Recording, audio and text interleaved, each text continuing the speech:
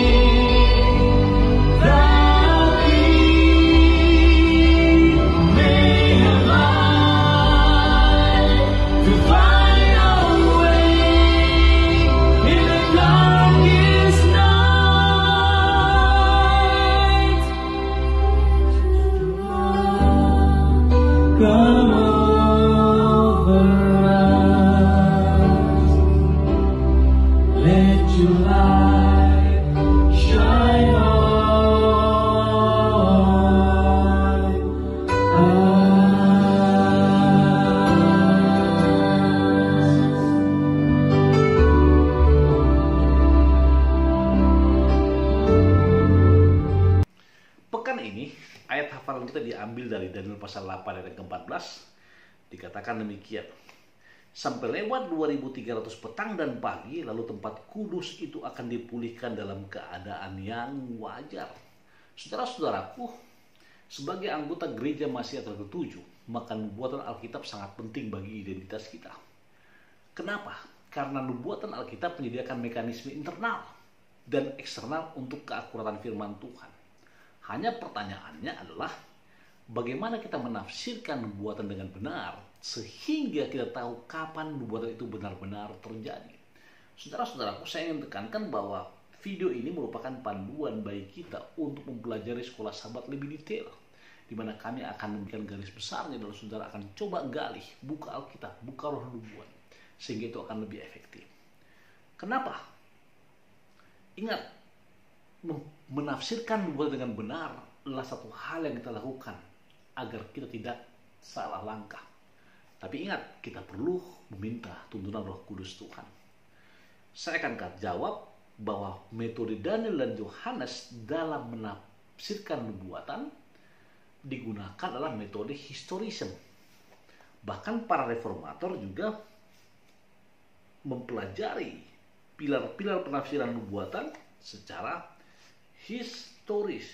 Dan Ellen G. White dengan jelas mengatakan pada pelajaran hari Sabat petang bagian bawah dikatakan apa saudara? Kita harus melihat dalam sejarah kegenapan nubuatan, mempelajari pekerjaan Tuhan dalam gerakan reformasi yang besar, dan memahami perkembangan peristiwa-peristiwa bentukan bangsa-bangsa dalam konflik terakhir dari pertentangan besar. Itulah anjuran Ellen G. White. Apa itu metode historis? Metode historis adalah melihat nubuatan sebagai penggenapan sejarah yang progresif dan berkelanjutan, dimulai di masa lalu dan berakhir dengan kerajaan abadi Allah. Lalu, apa hubungan nubuatan dengan aliran historis? Kita masuk pelajaran berikutnya, saudaraku. Ingat, bahwa metode dasar Advent adalah apa? Historisme, yaitu sejarah yang tidak terputus dari masa lalu hingga masa sekarang ini dan terus berlanjut hingga kedatangan Tuhan yang kedua kali. Bahkan Daniel mengatakan dalam bukunya dari pasal 238 sebagai bagian dari metode historisme adalah Nebukadnezar sendiri diakui sebagai emas dari kepala, emas dari patung yang sudah lihat gambarnya di samping, dan itu mengarah kepada Babel sebagai kerajaan pertama, lalu Medo-Persia sebagai kerajaan kedua, Greeks atau Yunani ketiga, dan juga Roma. Nah, perhatikan kalimat Daniel yang mengatakan sesudah Tuanku akan muncul satu kerajaan lain. Ini membuktikan bahwa semua terhubung sama seperti waktu sejarah dan sejarah yang terulang. Setelah Babylon muncul Medo-Persia, setelah Medo-Persia muncul Yunani, setelah Yunani muncul Roma, setelah Roma muncul 10 kerajaan, dan nantinya 3 terputus. Dengan kata lain, Daniel 7 dan 8 juga mengikuti dalam pasal 2. Namun yang digunakan adalah apa? Lambang binatang tertentu, bukan patung. Dan rangkaian itu tidak terputus dari 4 kerajaan dunia, dimulai pada zaman purbakala dan berakhir pada zaman Yesus datang. Lalu bagaimana dengan prinsip tahun dan hari? Ingat saudaraku, prinsip penafsiran historis adalah melibatkan tahun dan hari. Dan itu sudah bisa lihat dalam buku Daniel dan Wahyu. Bahkan Yehezkiel pasal 4 ayat 6 dan Bilangan 14:34 dengan jelas mengatakan bahwa satu hari sama dengan 1 tahun. Dengan demikian, itu sudah jelas. Bahkan 3 unsur lain dalam penafsiran dan Wahyu adalah penggunaan lambang, periode waktu yang lama, dan yang ketiga pernyataan khusus. Nah, apa unsur tersebut? Yang pertama, sifat lambang dari binatang dan tanduk merupakan karakter yang mewakili kerajaan tersebut, yang menunjukkan bahwa nubuatan waktu juga harus dipahami secara simbolis. Dan binatang buas ini tidak harus dipahami secara harafiah. Lalu yang kedua, peristiwa dan kerajaan yang dilambangkan meliputi rentang waktu berabad-abad, itu non harafiah. Bukan ikutin hari, tapi ikutin tahun, seperti fondasi kita dalam Yehezkiel pasal 4 yang ke-6. Dan yang ketiga, pernyataan khusus digunakan untuk menunjukkan periode waktu, dan itu disarankan menggunakan penafsiran secara simbolis. Dengan kata lain, cara-cara di mana waktu diungkapkan dalam nubuat-nubuat ini. Contoh di sini 2300 pertama pagi. Itu bukan mengarah kepada harafiah. Bukanlah cara normal mengekspresikan waktu. Namun apa? Non harafiah, dengan kesimpulan bahwa waktu adalah simbolis. Ingat, Kalau saudara lihat gambar di bawah ini, inilah merupakan garis besar dari nubuatan 2013 pertama pagi secara umum, di mana waktu yang digunakan non harafiah. Lalu bagaimana dengan tanduk kecil? Hari Selasa kita akan mengidentifikasi tanduk kecil tersebut. Ingat, selama berabad-abad, para reformator Protestan mengidentifikasi kuasa tanduk kecil dari 7 dan 8 sebagai apa? Gereja Roma. Dan 7 karakteristik umum tanduk kecil tersebut adalah keduanya digambarkan sebagai tanduk, memiliki kuasa menganiaya, kemudian meninggikan diri dan menghujat Allah, lalu menargetkan umat Allah sebagai sasaran. Yang kelima, aspek kegiatannya digambarkan dalam nubuatan atau hal-hal apa saja. Yang keenam, keduanya akan tetap ada sampai akhir zaman. Dan yang ketujuh, keduanya dihancurkan secara supra alami. Detail saudara bisa lihat di Sekolah Sahabat pelajaran hari Selasa. Dengan kata lain bahwa setelah Babel, Media dan Yunani, maka muncul satu kerajaan itu Roma. Nah, Roma ini akan dilanjutkan dengan bergabungnya pengaruh politis dan keagamaan selama 1260 tahun. Itu menurut Daniel 7:25. Dan hanya satu kekuasaan yang cocok dengan sejarah dan nubuatan mengenai hal ini, yaitu apa? Kepausan. Nah, berbicara mengenai kepausan, maka kita harus mengidentifikasi hal-hal apa saja yang ada di paus menurut Alkitab. Ingat, kepausan berkuasa di antara 10 suku bangsa barbar di Eropa dan mencabut 3 dari antara mereka, yaitu Heruli, Vandal, Ostrogoth. Ini musnah. Tapi kayak Frank, Lombards, Anglo-Saxon, Alemain yang mengarah kepada Prancis, Jerman, Inggris, dan negara masyarakat ekonomi Eropa lain tetap eksis. Nah, apa yang terjadi? Kepausan berbeda dengan yang sebelumnya. Ia mengucapkan kata-kata sombong tentang yang maha tinggi, lalu meninggikan diri setinggi belantara langit, lalu yang paling luar biasa merampas peran Yesus dan menggantinya dengan paus. Dan pada zaman reformasi, mereka menjatuhkan beberapa bintang-bintang selama kontra-reformasi dengan penganiayaan, pembunuhan yang mereka lakukan kepada tokoh-tokoh gereja yang kita kenal dengan nama zaman kegelapan. Dan yang terakhir, kepausan berusaha mengubah waktu dan hukum dan menghapus perintah kedua, kemudian mengubah hari Sabat menjadi hari Minggu. Nah, itulah yang kita lihat dari kepausan ini. Bagaimana hubungannya dengan penghakiman dan pemeriksaan? Setelah periode ini kita lewati, setelah masa ini kita lewati bersama-sama dan kita mempelajarinya, walaupun sebagian dari kita tidak hadir pada masa itu, maka kita harus mengetahui bahwa aliran historis yang sudah dimiliki oleh para reformator kita pada zaman reformasi, dan juga sangat kental pada zaman Millerism atau Millerize. Ketika dari zaman inilah gereja Advent muncul. Mereka mempelajari 2013 petang dan pagi secara detail, secara teliti.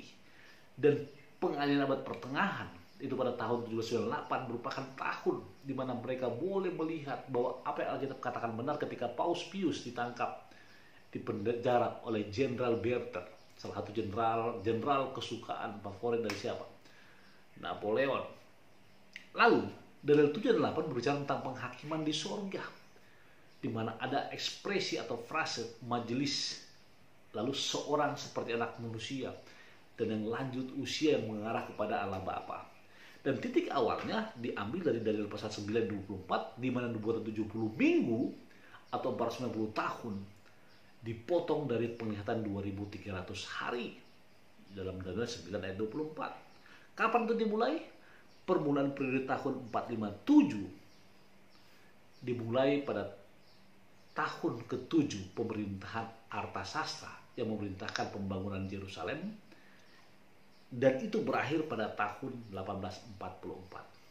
Setelah melewati tahap 490 tahun, kemudian 538 dan berakhir pada tahun 1798, akhir dari 1990 tahun, dan terus berlanjut hingga tahun 1844, di mana Yesus masuk ke bilik yang maha suci dan mulai pekerjaannya.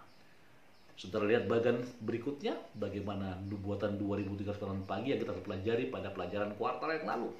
Dimulai 457, maka 69 minggu pertama itu berakhir tahun 27 ketika Yesus dibaptis, dan akhir dari 1 kali 7 minggu maka seorang anak manusia akan disalibkan, yaitu ketika tahun 31 disalibkan, dan masa itu berakhir tahun 34 ketika Stefanus dilempari dengan batu. Itu disimpulkan sebagai gospel preached only to the Jews, bahwa Injil dikabarkan, diberitakan hanya kepada orang Yahudi. Namun pada masa modern adalah ketika gospel preached to the Gentiles, itu adalah kabar yang diberitakan kepada kita semua dengan landasan fondasi ketika tahun 538 Emperor Justinian atau Kerajaan Justin mengeluarkan dekret yang memulai awal 1060 tahun yang berakhir ketika Paus Pius ditangkap oleh Jenderal Bertin yang saya katakan tadi. Dan sisa dari 2300 tahun pagi itu ketika dihitung berakhir tahun 1844, di mana dikatakan itulah dimulainya pekerjaan pengantaraan atau penghakiman tersebut. Lalu apa? Berikutnya ada apa dengan tipologi sebagai nubuatan? Hari Kamis. Ingat, tipologi adalah salah satu pendekatan pada teologi agama-agama yang digunakan sebagai sandar dalam studi teologi agama-agama. Bahkan dikatakan simbol nubuatan apokaliptik memiliki suatu penggenapan tunggal.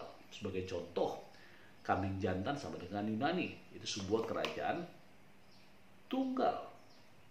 Namun demikian, tipologi berfokus pada orang-orang, peristiwa, atau institusi sebenarnya dalam perjanjian lama yang ditemukan dalam sejarah nyata. Tetapi hal itu mengarah pada peristiwa yang lebih besar pada masa depan. Ingat saudaraku, ingat tipologi tersebut. Dan tipologi atau metode penafsiran ini juga menunjuk kepada Yesus. Bahkan Paulus sendiri menunjuk kembali pada kenyataan sejarah Keluaran dan mengembangkan tipologi berdasarkan pengalaman orang Ibrani dahulu di padang belantara. Dengan cara ini, Paulus menunjuk bahwa Allah yang mengilhami Musa untuk mencatat peristiwa-peristiwa ini. Bermaksud bahwa hal-hal ini bisa menjadi contoh bagi kita. Dengan demikian, menasihati Israel rohani atau kita untuk sabar dalam pencobaan sementara kita hidup dalam akhir zaman ini. Bahkan Yesus sendiri dan para penulis perjanjian baru dan murid-muridnya menerapkan penafsiran type dan anti-type yang memungkinkan arti penting nubuat itu tampak nyata. Dengan cara ini mereka menunjuk pada penggenapan yang lebih besar dari kenyataan sejarah. Luar biasa, Alkitab adalah firman Tuhan dan Alkitab menceritakan nubuatan. Dan Alkitab mengarahkan kita untuk belajar nubuatan agar kita mengetahui, mempersiapkan hati kita seperti kalimat di bawah ini. Menasihati Israel rohani untuk sabar dalam pencobaan sementara kita hidup di akhir zaman ini. Pertanyaan bagi kita, apakah saudara bisa hidup pada akhir zaman ini dengan iman yang teguh? Tuhan berkati kita. Kita berdoa. Bapa di surga, terima kasih Tuhan karena berkat-Mu, terima kasih karena rahmat-Mu, dan terima kasih karena pengasihan-Mu. Berkati hamba-Mu, para pemirsa di mana mereka berada, keluarga kami semua. Berkati pelajaran ini Tuhan. Ampunkan dosa kami. Dalam Yesus kami berdoa. Amin. Sebuah lagu dari The Abdius Trio